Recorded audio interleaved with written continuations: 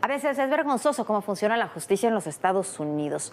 Esto sucede en muchas ocasiones. Ahora, el ex fiscal de Nayarit, usted lo recordará, Edgar Beitia, que se distinguió por ser uno de los más corruptos fiscales de las últimas décadas en México, que trabajó con narcotraficantes, usurpó propiedades, robó y mató, que estaba sentenciado a 20 años de prisión en los Estados Unidos, obtuvo una reducción de 10 años de su condena y podría quedar en libertad en 2027. ¿Por qué?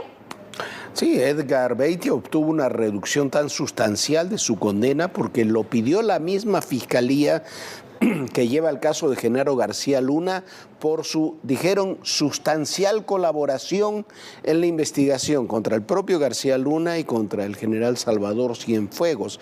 Eso es lo que dice la Fiscalía, la misma que se encuentra entrampada por las denuncias de manejos políticos en los dos casos.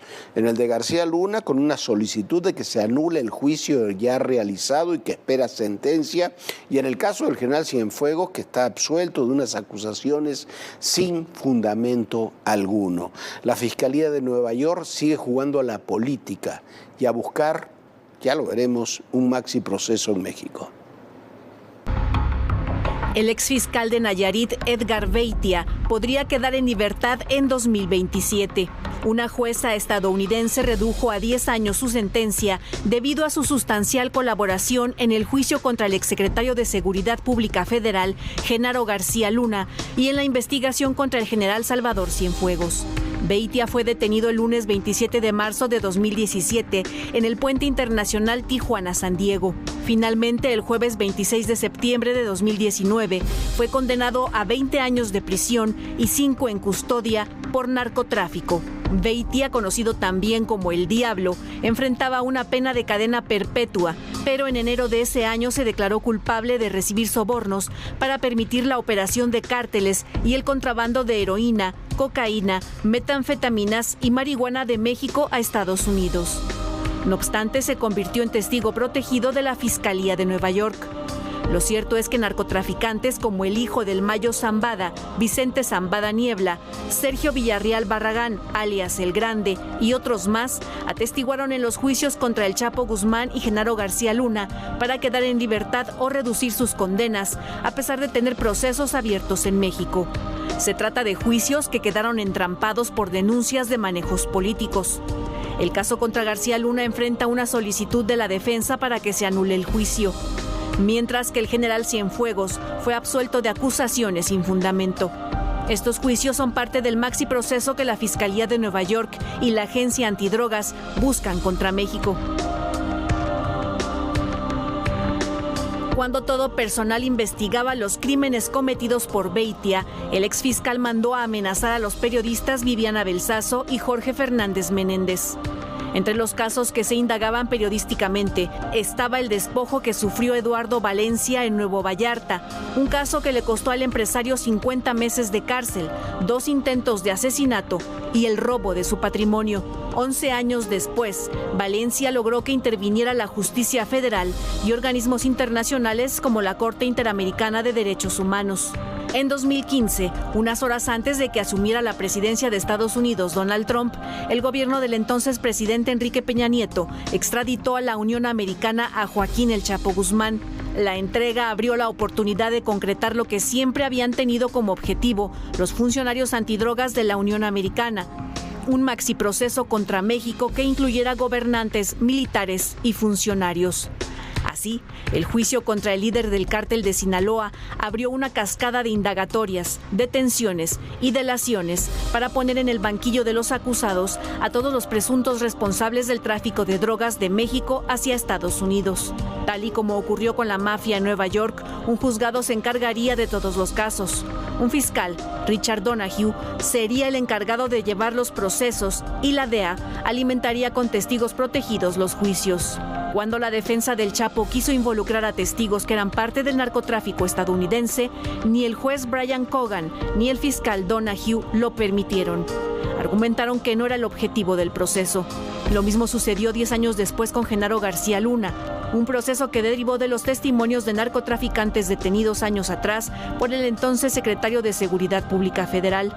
Con el derrumbe del caso Cienfuegos, de la mano de la derrota de Trump y su aparato de justicia, se derrumbó también el maxi proceso, que ahora se buscará retomar si llega Trump a la Casa Blanca. Bueno, el caso de Edgar Beitia es vergonzoso, como decía Viviana hace unos minutos. Es vergonzoso cómo funciona la justicia, es vergonzoso cómo funciona con el hermano y con el hijo del Mayo Zambada, con el Grande, con la Barbie, con muchos otros narcotraficantes. ¿Por qué? Porque son criminales confesos a los que se le da oportunidades a cambio de testimonios que no pueden sustentar sin una sola prueba. Este señor Edgar Beitia, como en el caso de Eduardo Valencia, que hemos reporteado, investigado, trabajado aquí durante una década, es un caso de un hombre que trabajó con narcotraficantes, que trabajó y despojó a empresarios de propiedades, que robó, que mató, y resulta que ahora le reducen la condena a solo 10 años y olvidan todas estas acusaciones. ¿Por qué? Por su sustancial colaboración en procesos donde además no dio una sola prueba de lo que decía. Pero así se funciona. ¿Qué es lo que quieren? Quieren un maxi proceso contra México. Lo venimos diciendo desde el año 2018. Quieren un maxi proceso contra México, donde estén con lo que ocurrió en Honduras. Ahora, yo no sé si el expresidente de Honduras es culpable o no de los delitos que lo acusaron, pero eso es lo que quieren. Y esa era la idea del juicio del Chapo, el juicio de García Luna. Esa fue la idea de detener al general Cienfuegos. Y esa es la idea que si vuelve. ¿Por qué? Porque eso se gestó en la administración Trump y se gestó con el ex fiscal William Barr. Y eso, si regresa Trump a la presidencia de los Estados Unidos, se va a volver a registrar. ¿Por qué le reducen las condenas a estos personajes o dejan a libertad a narcotraficantes confesos luego de que dieron testimonios que no pudieron comprobar? Para mandar el mensaje de decir, si ustedes brindan testimonio, aunque no tengan pruebas, vamos a ser indulgentes. Y a mí me parece una actitud vergonzosa, Viviana. Bueno, Jorge, y es que lo que pasa es que se supone que con este programa de testigos protegidos, y sucede en muchísimas otras cortes, se les reducen las condenas si efectivamente a los testigos protegidos o la información que brindan los testigos protegidos lleva a detener a otras personas o es información realmente relevante. Lo que ha aportado, por ejemplo, Edgar Beitia lo ha hecho sin ninguna prueba. Bueno, las pruebas aquí se han presentado en este espacio, que las ha presentado, por ejemplo, este empresario Valencia, quien fue amenazado, golpeado. Están todos los peritajes de los hospitales y más, están ahí. Hay que ver qué está sucediendo en esa corte, en esa fiscalía de Nueva York, porque tienen muchos casos muy importantes y por alguna razón están asumiendo todos los casos de los narcotraficantes importantes mexicanos en aquel país.